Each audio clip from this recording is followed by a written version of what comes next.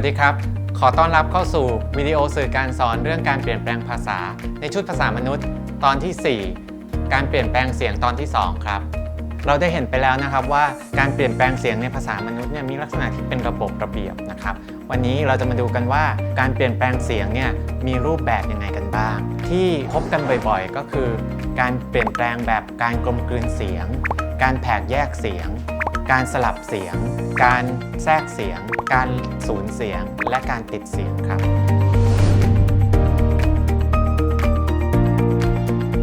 การเปลี่ยนแปลงเสียงในรูปแบบแรกที่จะพูดถึงวันนี้ก็คือการกลมกลืนเสียงในภาษาอังกฤษเรียกว่า assimilation การกลมกลืนเสียงหมายถึงการที่เสียงสองเสียงมาอยู่ใกล้กันแล้วมีการปรับเสียงให้มีลักษณะคล้ายกันมากขึ้นนะครับยกตัวอย่างเช่น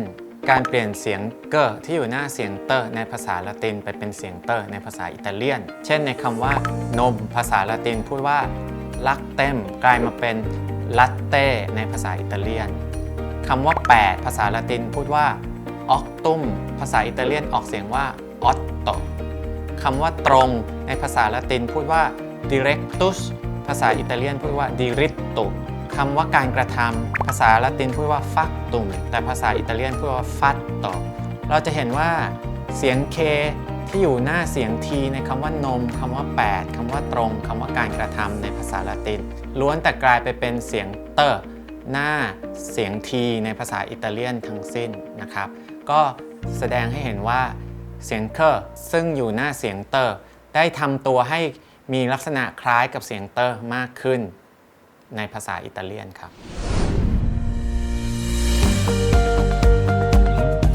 การเปลี่ยนแปลงเสียงอีกแบบหนึ่งที่เราจะพบได้ก็คือการแผกแยกเสียงภาษาอังกฤษเรียกว่า dissimilation การแผกแยกเสียงก็คือการที่เสียงสองเสียงมาอยู่ใกล้ๆกันและเป็นเสียงที่คล้ายกันก็เลยทำให้เสียงสองเสียงนั้นมีเสียงใดเสียงหนึ่งเปลี่ยนไปทำให้มันแตกต่างกันมากขึ้นยกตัวอย่างเช่นการเปลี่ยนเสียงเรในภาษาละตินไปเป็นเสียงเลในภาษาสเปนนะครับในคำว่าต้นไม้ภาษาละตินพูดว่า arbor มี r 2 ตัวนะครับภาษาสเปนพูดว่า arbol เป็นเสียง r ในพยางค์แรกแล้วก็เป็นเสียง l ในพยางค์ที่2คำว่าหินอ่อนภาษาละตินออกเสียงว่า marmor มีเสียง r 2 ตัวอยู่ใกล้ๆกันนะครับแต่ในภาษาสเปนออกเสียงเป็น marmol ซึ่งมีเสียง r ในพยางค์แรกแล้วก็มีเสียง l ตามมาในพยางค์ที่2อีกคำหนึ่งคือคำว่าคุกในภาษาละตินพูดว่า carger มีเสียง r 2 ตัวอยู่ใกล้กันแต่ในภาษาสเปนได้กลายมาเป็นคำว่า cárcel ซึ่งมีเสียง r แล้วตามด้วยเสียง l การที่เสียง r ตัวที่2กลายมาเป็นเสียง l ในภาษาสเปนก็เพื่อให้ไม่มีเสียง r 2 ตัวติดกันจึงเรียกว่าเป็นการแผกแยกเสียงครับ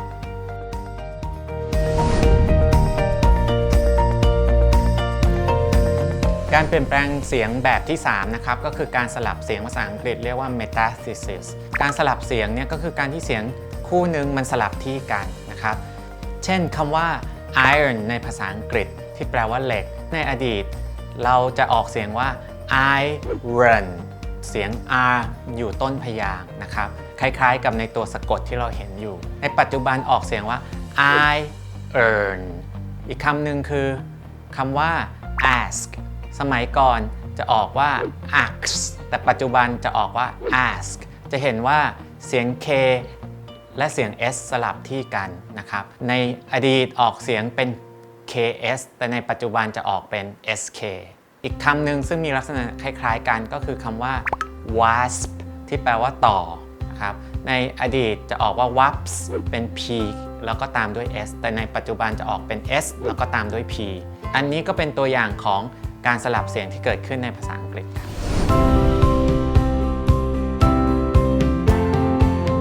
การเปลี่ยนแปลงแบบที่4นะครับก็คือการสูญเสียงหรือภาษาอังกฤษเรียกว่า deletion ก็คือการที่เสียงในคำมันหายไปนะครับคราวที่แล้วที่เราเจอเรื่องเสียง r ในตำแหน่งท้ายพยางค์ในภาษาอังกฤษหายไปเช่นในคำว่า car คำว่า chair ในอังกฤษแบบอังกฤษก็เป็นตัวอย่างของการสูญเสียงเช่นกัน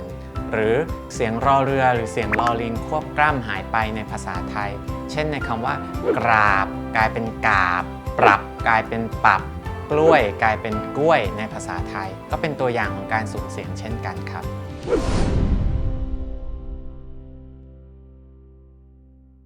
การเปลี่ยนแปลงเสียงแบบต่อไปนะครับก็คือการแทรกเสียงหรือ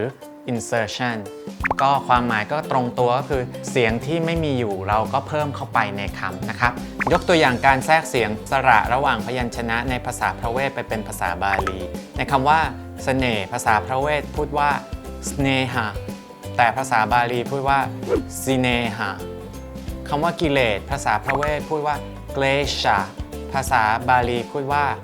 กิเลสาภาษาพระเวทพูดคำว่าสุขใสว่าสตรีแต่ภาษาบาลีพูดว่าสิรีคำว่าสูงส่งภาษาพระเวทพูดว่าอารยะภาษาบาลีพูดว่าอาริยะและคำสุดท้ายคำว่าพระอาทิตย์ภาษาพระเวทพูดว่าสุริยะภาษาบาลีพูดว่าสุริยะจะเห็นว่ามีการแทรกสระเข้าไประหว่างพยัญชนะ2ตัวการเปลี่ยนแปลงเสียงแบบสุดท้ายที่เราจะดูกันในตอนนี้นะครับก็คือการติดเสียงภาษาอังกฤษเรียกว่า contamination การติดเสียงก็คือการที่เสียงในคำเนี่ยเปลี่ยนไปเนื่องจากอิทธิพลของคำอื่นๆที่มีความหมายใกล้เคียงกันหรือว่าคำที่เรามักใช้ร่วมกันบ่อยๆยกตัวอย่างเช่นการเปลี่ยนแปลงของคำว่ายายนะครับเดิมคำว่ายายไม่ได้ออกเสียงว่ายายแต่ว่าออกเสียงว่านายขึ้นต้นด้วยเสียงเนแต่ว่าคำว่านายนี้มักจะเกิดในเซตของคำว่าปู่ย่าตานายเสมอพอเราพูดว่าปู่ย่าตานายร่วมกันบ่อยๆทำให้เกิดการเปลี่ยนคำว่านายไปเป็นคำว่ายายนะครับคือเปลี่ยนจากเสียงเนไปเป็นเสียงเยอะเพราะว่าคำว่านายกับคำว่าย่า